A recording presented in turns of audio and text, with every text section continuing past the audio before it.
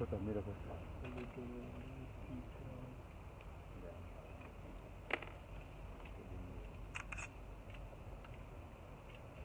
we are ready.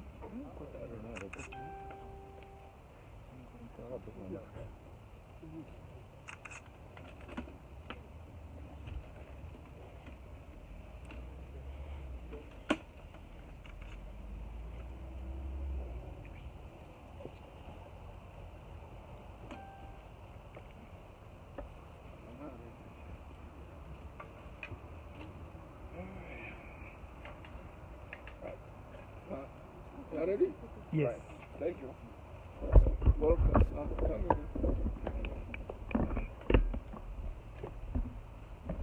Oh, yes.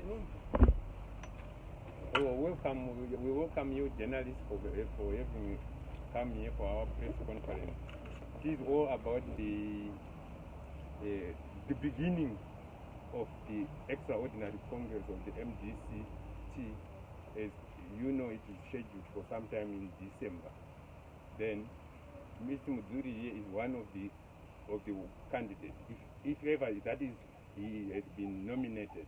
So there will be a process that will be coming first, which is the nomination process. Then if he's nominated, then he's actually saying something here so that the delegate can also see to it that whether he is also one of the contestants, whether he is nominatable. So welcome to you. I wouldn't want to waste much of your time. Engineer, you can go ahead. Thank you very much. Welcome, journalists. I want to appreciate your coming. So please come round.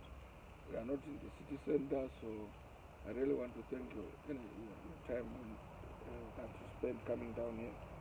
My first statement is more about my need, but I'll start with what has happened to me, because people want to know after my health whether I can still continue to be a contestant. There's been talk about contestants, so that's why I really needed to make this press statement.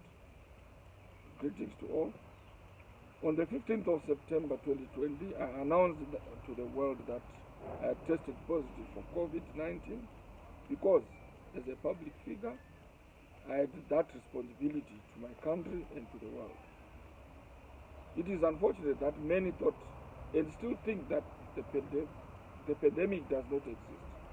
It is real and it is infecting and affecting many Zimbabweans and many at large.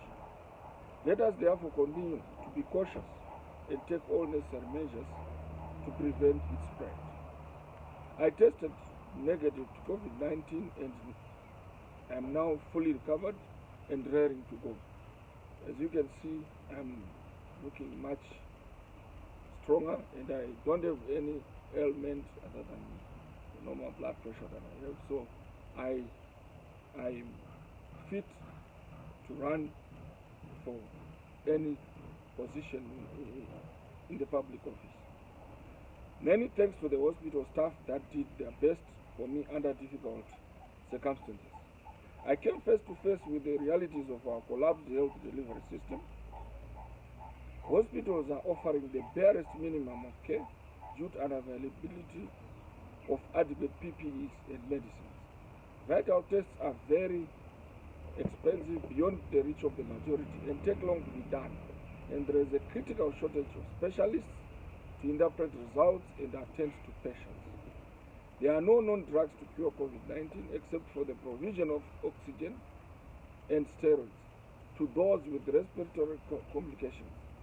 Besides that, all the caregivers do is to create the ideal environment for self-healing. It is imperative that a cure is found.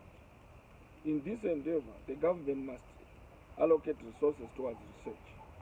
We have no excuse, and we must not wait for outsiders to develop the cure for us. We must strengthen our health institutions, both the traditional herbal and the international medical systems. The Minister of Health has a responsibility to ensure professionalism returns in the health delivery system so that health goods are delivered to all who require them at affordable prices.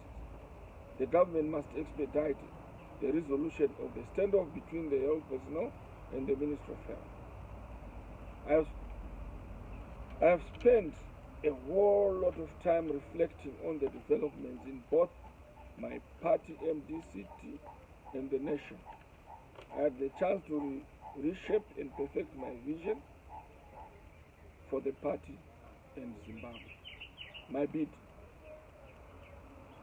I will reiterate my message I sent out to you on the 21st anniversary this year. I repeat, I am offering my candidature for the presidency of the MDCT at the impending extraordinary Congress.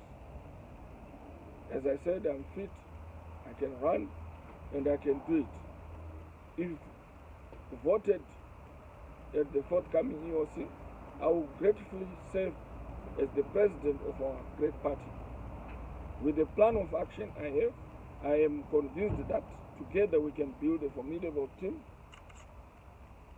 of fighters for change, right from the branch to the national organs.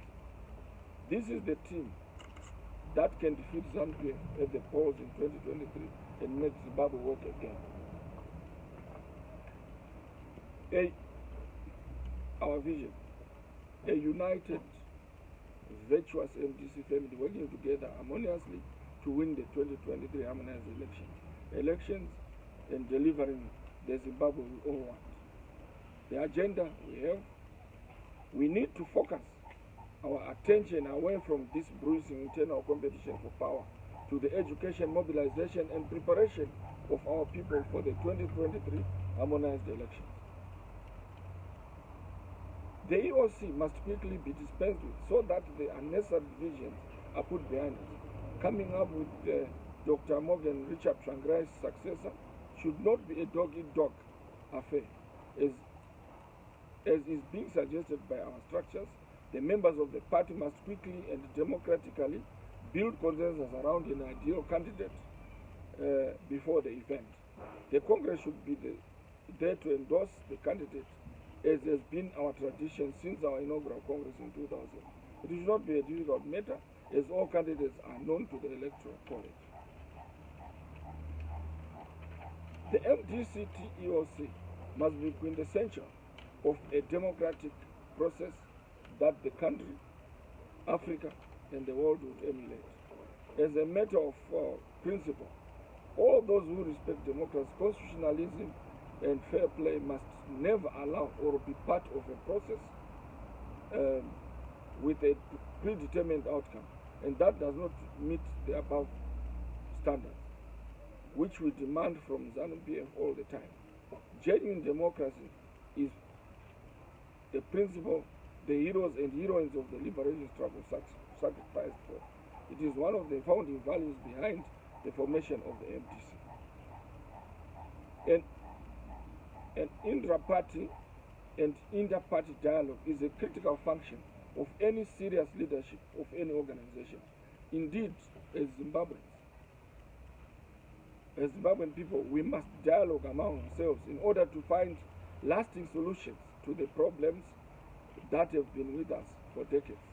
The political polarization that has brought mistrust among Zimbabweans and stalled economic progress must come to an end. It must never be the question of us and them, as we are members of the same family, where everyone, regardless of class, gender, and ethnic origin, must have equal opportunities to participate in the governance and economic activities of the country. The government's distributive authority must be used to benefit all Zimbabweans. All our youth, women, and men must be included in all government empowerment programs. To this end, our communities and different cultural groups must be organized around a shared national vision that should result in the rebuilding and respecting of our national institutions. The following will be priority areas that will be given urgent attention soon after assuming office as president of the party. Restoration of MRT House and legacy. The sacredness of MRT House, formerly known as Harvest House, which is our national headquarters, will be restored. It is an august house that must never be defiled by unnecessary and unreasonable fights. Democracy, restoration of constitutionalism and respect for all organs of the party in collective decision-making. MDC is an institution that is respected as the largest opposition party, poised to replace ZANU-PF. It must therefore respect its values and observe international best practices governing modern democratic institutions. People's participation. In line with our tradition and values, we will resume grassroots consultations and participation in decision-making in the party. Wisdom is not preserved for the few at the top. Elected officials, MPs and councillors will always come from the people. No imposition of candidates and no corruption in the selection processes. They must also deliver once elected and work to deliver the goods as the electorate expects, under strict supervision of the leadership. The Big Tent concept. We need to unite in the party and nationally. After our EOC, we will bring together all those who have been in the trenches under one banner, one big family of democrats. All the new cadres will be accommodated. A comprehensive recruitment drive will be initiated. That will bring those who have gone away, who have walked away, who have given up hope, and will do away with what we consider factionalism. Political victims. We will update our role of political victims. My family was a victim of political violence during the 27 June 2008 presidential runoff campaign that saw hundreds of our members getting murdered in cold blood, being forced into exile by Mugabe's military regime. We need to heal and cancel the victims. We also need, if possible, if we get into power, to compensate some of the victims who have really lost their limbs, and some of them have been burned and lost their features. You can take example of people in Gerera who were burned totally, like the Benures. We will engage the government, political prisoners. We will engage the government on all political prisoners and negotiate with for their release. Violence, the party will reshape the youth wing to become a productive, self-reliant and respectable wing of the party, which will never be associated with violence. Gender, ensure equal representation of women in all leadership positions in the party. Then engage the government on the political, social and economic reform agenda for recovery, development and prosperity. Now, on the nation, I have a few points on the nation. Zimbabwe has been caught up in an international, in a transitional lockdown. We've come from the Mugabe regime, and we need to get to some understanding where the military and the culture of Mugabeism is gone. To unlock this lockdown, we will initiate the first genuine attempt to seek people's concerns about problems and solutions to the lockdown through the inclusive, thorough process of research and consultation. We must adapt from the confrontational approach to persuasion, engagement, unification, and bridging gaps to achieve reforms, that is the economic, social, and political.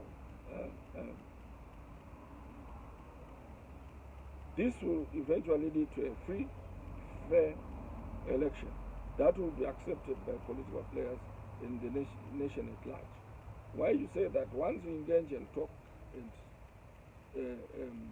there is trust between the military and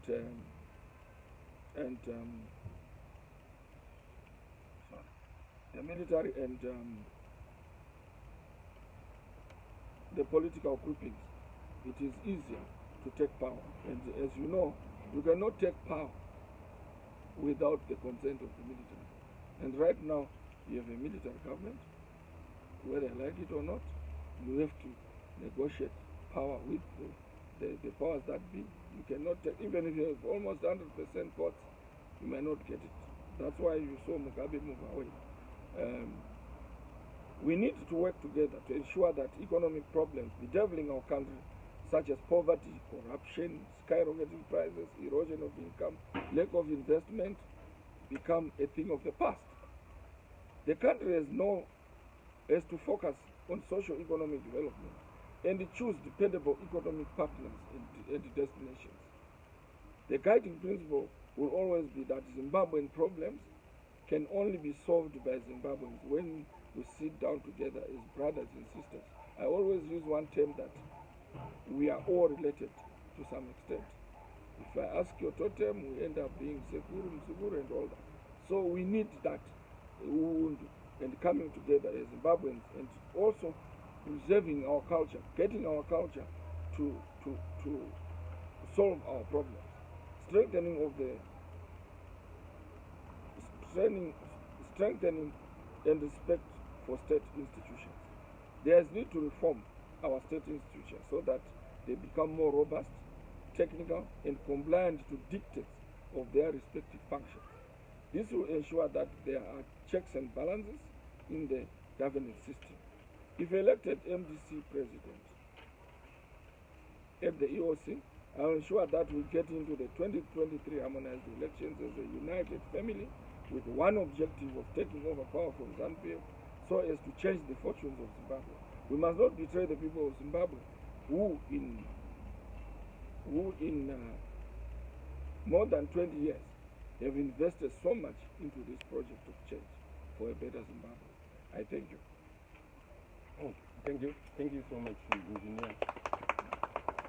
Maybe you can come now into question time. The first thing, the journalist who is asking the question, you should identify yourself first and the news house you are representing. Then you ask your question. Maybe we take 3 questions at a time, if there are any questions at all.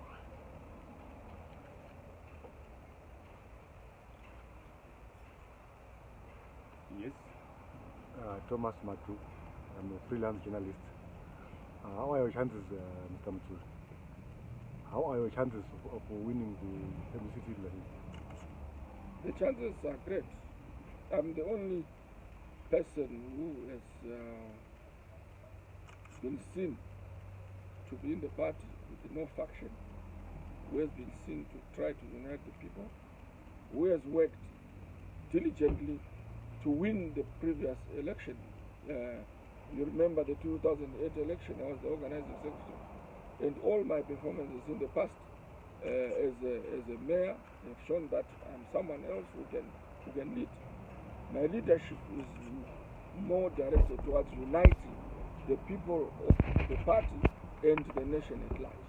So my chances are great, and that's why I've come to announce that I'm bidding for the president so that the whole nation knows, and they can also debate. They can also debate, public can debate whether I'm suitable, and our structures can debate, and then it becomes a national thing. Being a president of a political party needs the whole nation to accept you as a leader. So that debate will inform us that are you suitable or not.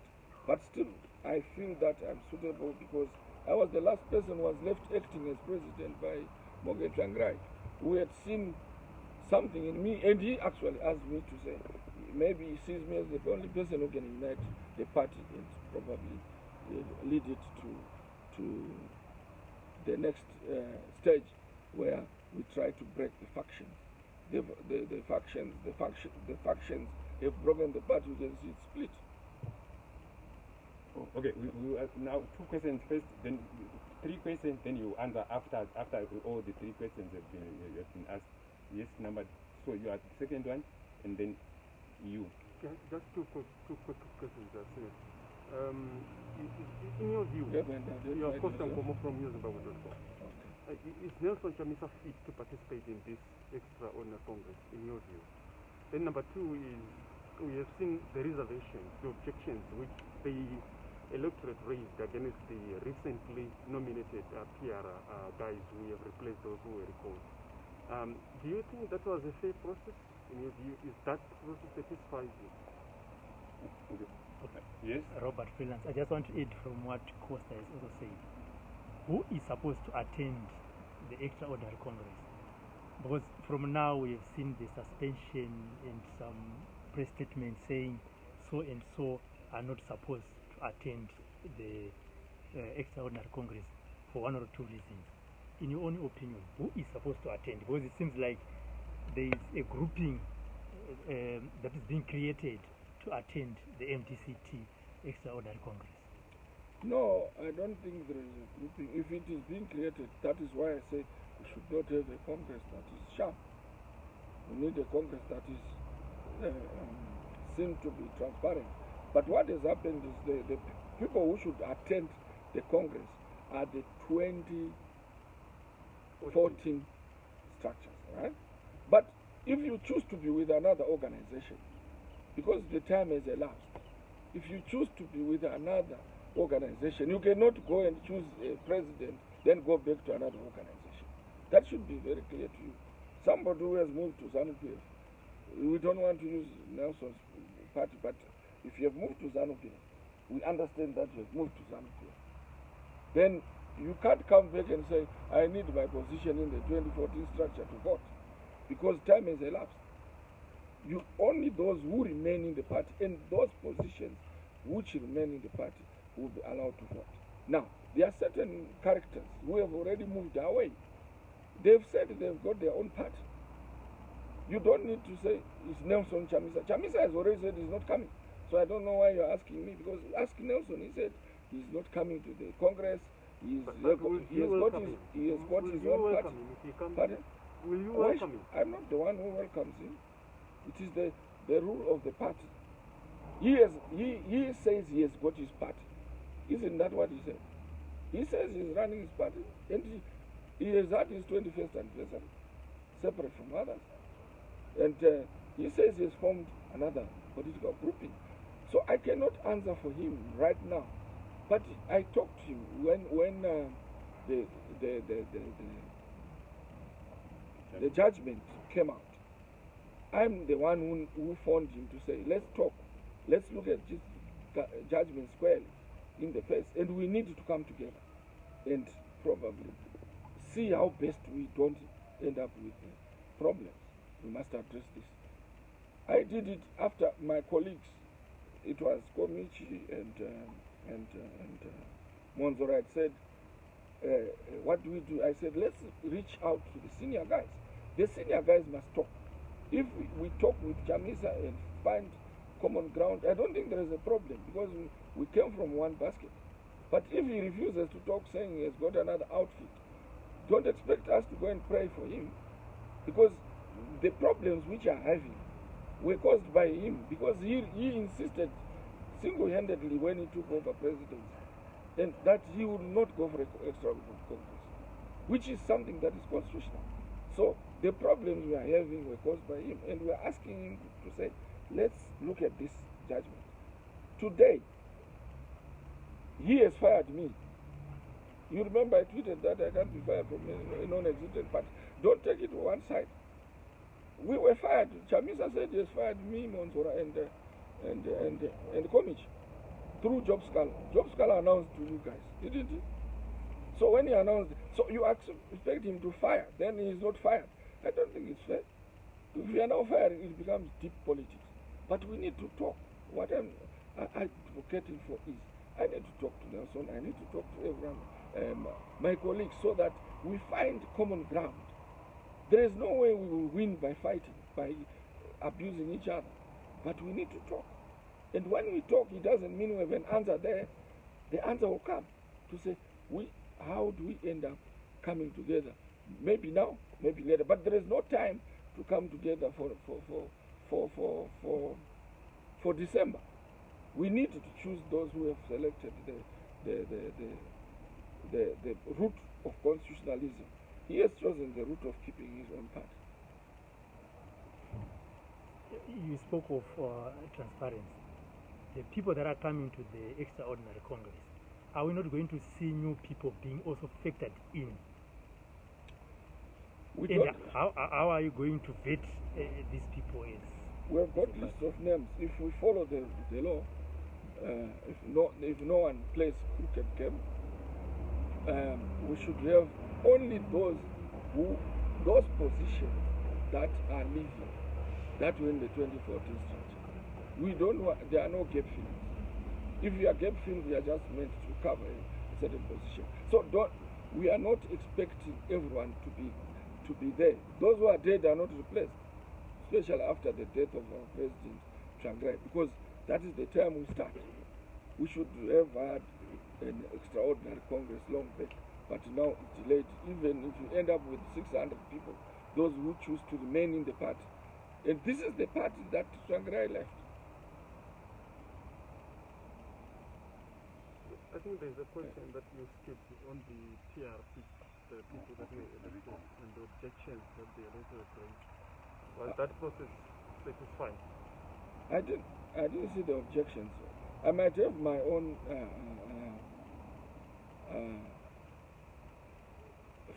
thinking around those things, but these things are done legally. I thought they are being done legally, and once you go to a legal process, it's not easy for me to comment, because as you know, when something is said to have been determined through courts, it becomes, once a judgment is made, especially with the highest court, it becomes a judgment, it goes through. So those who were replaced, I'm not sure of the objections that came through. Maybe I missed the objections. I didn't see the objections. I'm sorry, I didn't see them. Maybe I was still in hospital when the objections came. There were over 7,000 objections to these people that your party has elected to replace the TRC. And also to add from what Kosa said, some of the party members are saying the people that are replaced the record one came from Madame Khupe's camp. No, I think it's an observation that can be noted, and it shouldn't have happened that way, but it's something that can be resolved. What I'm saying is it might be, it's not that it might be. I think it might be a genuine complaint. It might not be easy to resolve now because it's already done, but I think in future we are going to make sure that there is reasonable understanding, and we look at all those things. And also, we need to choose a president. Don't forget, some of these differences come because once we choose the president who replaces Tsvangirai, there will be a lot of different controls that go with the party, and that person should preside over. And Dr. Khupe is only taking her position as deputy. She's acting, and she keeps that position for a while, for the time being. Hence, I've mentioned we need this thing done so that we don't continue to have differences. Maybe the last round of questions. Yes, 1, 2, 3. Senator, you say Zimbabwe is under military junta. Is that constitutional in your view? No, what I mean. No, next question. Okay. I see Mr. Shamanikere is he in a way endorsing your candidate? But he's a member of the party. Oh, but maybe is another he question. endorsing Maybe you can put it aside, then you can answer it later. Yes? Elaine Tally from 263 chapter. Sometime way back, there were reports that you were pushing for a dialogue between Madame Khupe and Nelson Chamisa. Can you confirm this? If it's true, what would have hampered the dialogue? Okay, then maybe you can start answering his question. Yes, the military junta government. That's what I didn't say. You said Zimbabwe is under military government. Whether we like it or not, we have to negotiate. That's the option that we have. That's yes. what you said in your statement. Don't you know that Yeah, then my question is that constitutional? That's my question precisely. If we are under a junta government, is that constitutional? No, it is. It is. It's by interference. It is constitutional. Did someone go to elections? They went to elections. Didn't they go to elections? So if they were elected, there is nothing wrong with them being the junta. If they were elected, that's no, I said we are under a military government. And I told you my explanation that with the military, even if you get 100% votes, if you don't negotiate with power, you don't get it. That is worldwide norm. anywhere in the world. How did they take down the commander-in-chief? It is only the military, so you have to negotiate with the military. If you want to understand, if you want the semantics, you can go into semantics, but if you understand the meaning of it, the meaning is you must understand that who brought Mnangagwa into power first time. So if you understand that, then you know what I mean. I'm not saying he's there illegally. He still went into election. But if you can't infer as a journalist, maybe I'm inferring wrongly. You said, I think Mr. Shimanikire is a member. He's the organizing secretary. So he has to see that I'm doing the right thing. I don't think if he wants to endorse me, that's another story. But members, senior members, those who want should come and listen to me talking. It's my launch. The issue of dialogue. The issue of dialogue. You know, I'm not sure when that was agreed, that when it was said Chamisa and us, the dialogue. The best dialogue I had was when I phoned him to say, let's talk. I'm the one who talked. I don't know of any other dialogue that came between Nelson Chamisa and Madam Khupe that came to the party. It was just in the news. I saw it in the news, but we never discussed it. I've been given the task to talk to most of the senior members, as a senior member myself, to say let's come together and unite before when the when the court judgment came out, the Supreme Court. Don't forget, there was an initial judgment before the Bird Congress. The initial judgment that came from Madam Michelle, Judge Michelle, told us to go to the extraordinary Congress, which we would have done because we had no election coming, and we could have gone over it with Nelson. Then after that, when it came again, we tried to talk to Nelson, and we'll talk to him. But this time, as I told you, the situation needs us to come at senior level. I would want to talk to all senior members so that we understand each other, but not for this Congress. I think it might be too late for the Congress. If you want to do it in December, it will be very difficult to negotiate. When someone says, I've got my own party, and if someone belongs to another political party, our constitution simply says you cannot belong to two political parties or aid another political party. So we have gone onto a position where we need to unite sometime later.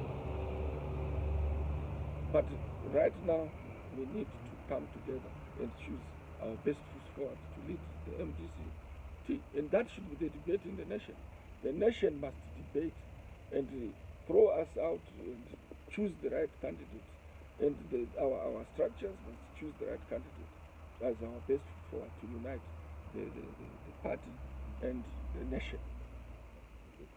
Oh, thank you so much. I think we've come to the end of our press conference.